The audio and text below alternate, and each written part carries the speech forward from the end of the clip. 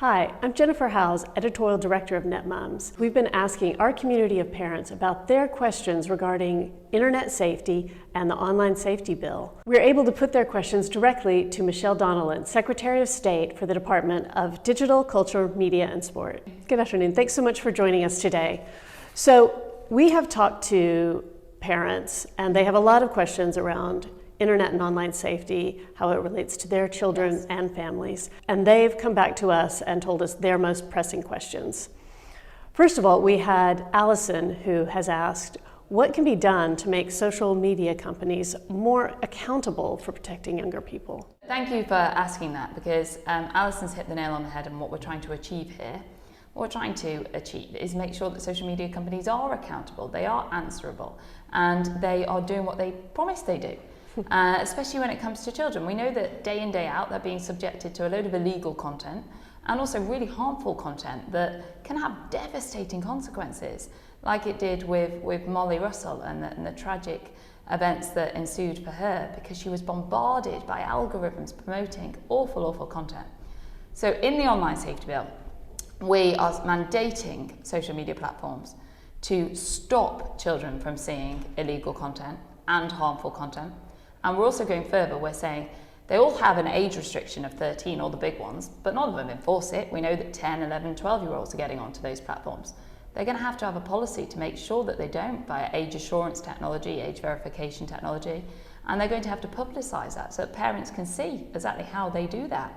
When they do risk assessments for children in terms of the abuse that they may face, both illegal and also harmful, they're going to have to do risk assessments, but they're also going to have to publish summaries of that. So again, parents can see it, we can all see it, we can scrutinise what they're doing.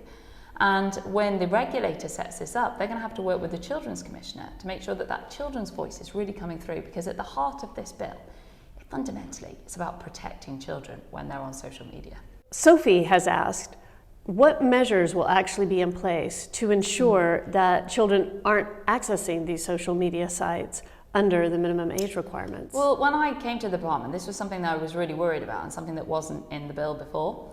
And we know that estimates are about 1.6 million kids under the age that they're supposed to be are accessing these platforms and seeing content that is wildly inappropriate for them. And the providers are doing nothing about it because they don't have to, because we haven't got a law yet. So what we're saying is they set this age of 13, they're going to have to enforce it. They're going to have to introduce age assurance technology or age verification technology to check that the child is the age that they're saying that they are, to make sure that they are old enough to see that type of content. Now, if they don't introduce those systems and processes, they could face the ramifications, which will be really punitive. What we're talking about is Ofcom, the regulator, fining them up to 10% of global profits. That's billions of pounds. That's certainly not the space they're going to want to be in. So the real incentive will be to adhere to this bill. Because right now, as a user, you have to say you're a certain age.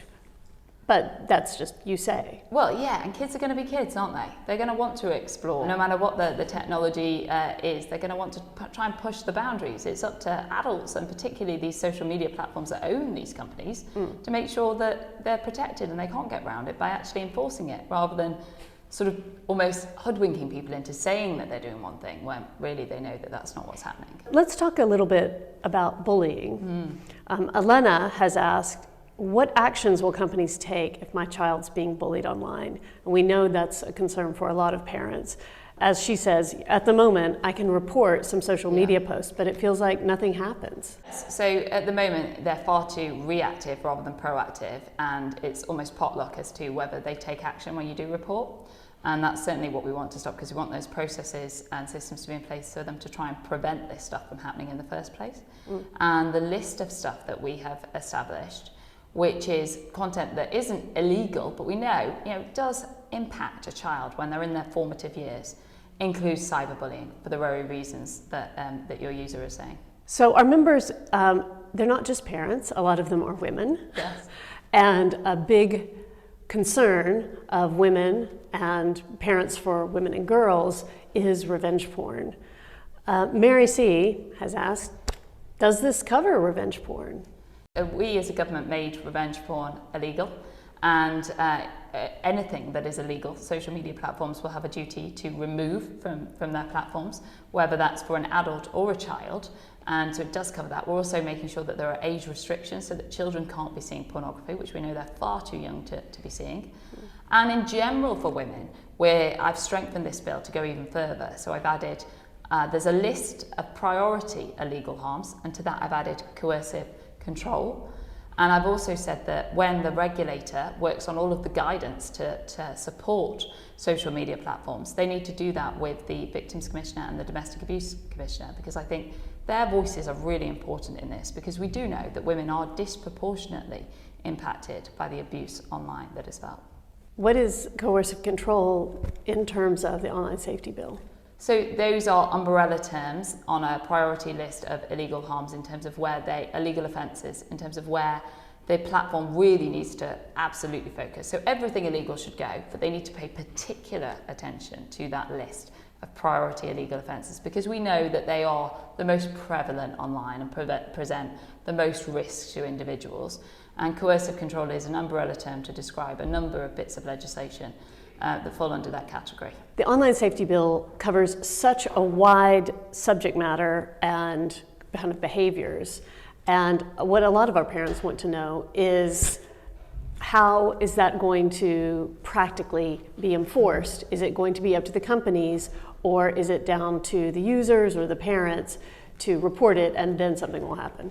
No, so the social media platforms need to put in place the technology and the processes to make sure that they adhere to the bill. That means that they need to be confident that they can take down illegal posts straight away, within a reasonable time frame, that they can try and prevent their users from putting them up there in the first place. So for example, if there is a user that keeps posting illegal content, they should be banned from the platform, simple things like that. Having algorithms and technology that will pick up that kind of material, and that goes for both children and adults. And the same applies to harmful content to children. We're not going to say that a 13-year-old, has to report the content that they're seeing. That defeats the object of what we're trying to achieve here with this bill. What we're saying is that children should be protected from getting this in the first place. So social media companies need to put in place the systems and the processes. It's never going to be 100%. But it will improve over time, and by doing this bill we're going to push these companies to invest in innovation and technology and prioritise this area, whereas what they've been doing to date is prioritising profits and not investing in this space. I think also you said something very important there about requiring it to be a reactive process. A consumer or a user sees something, and especially with children, once they've seen it, it's reported. You can't unsee it. The damage is done. Yeah, exactly. And when it comes to adults, again, the same is true, that we will have, that they should have the systems in place to do those checks and balances. Of course, adults will then be able to report as well, and that is part of that process. Does the online safety bill address how tech companies will implement changes, or how the issues will be escalated, or does that come later? Yeah, so the bill is very comprehensive, but after the bill, which is a normal process, the regulator will produce comprehensive guidance, and they'll do that in conjunction with lots of stakeholders and make sure that it's workable and that they've got best practice in there, and they also produce codes of practice as well, so that social media companies understand how to interpret the law and how to apply the law. But they are going to have to apply this law. There will be no getting around it. They're going to have to do it, and if they don't do it, they will face these ramifications of very severe fines, and that's just the tip of the iceberg. We can then escalate it further than just the fines. So there is a real need for them to comply, and they certainly will. The online safety bill has been under consideration now since May 2021, and we've seen some significant changes. Some of our users are concerned about potential drawbacks. One tells us, I'm worried about this. Does this mean I can't talk about the bullying my child has faced?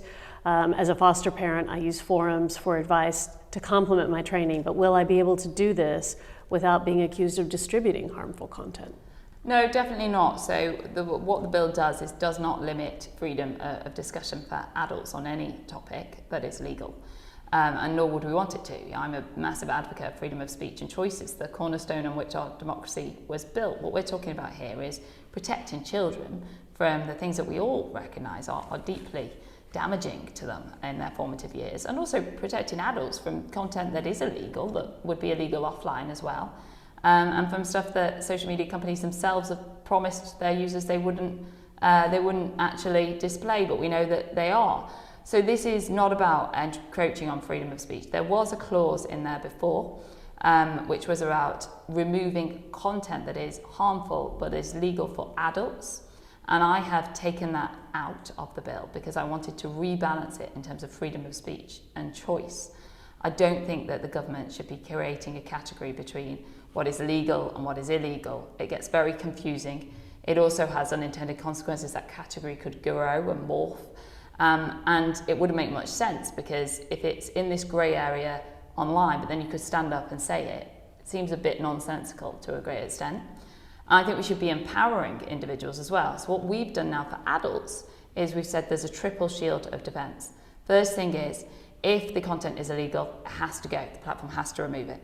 Secondly, if the content is contrary to their terms and conditions, so if you've signed up to a platform and they've told you we do all this stuff, they're going to have to actually do it. And the third shield of defence is that they have to empower the user to have more control over the content that they see. And I think that's a really common sense approach. It's a comprehensive approach that will protect people and it's a strengthened approach, but it does rebalance that freedom of speech choice for adults, whereas it's a totally different kettle of fish for children.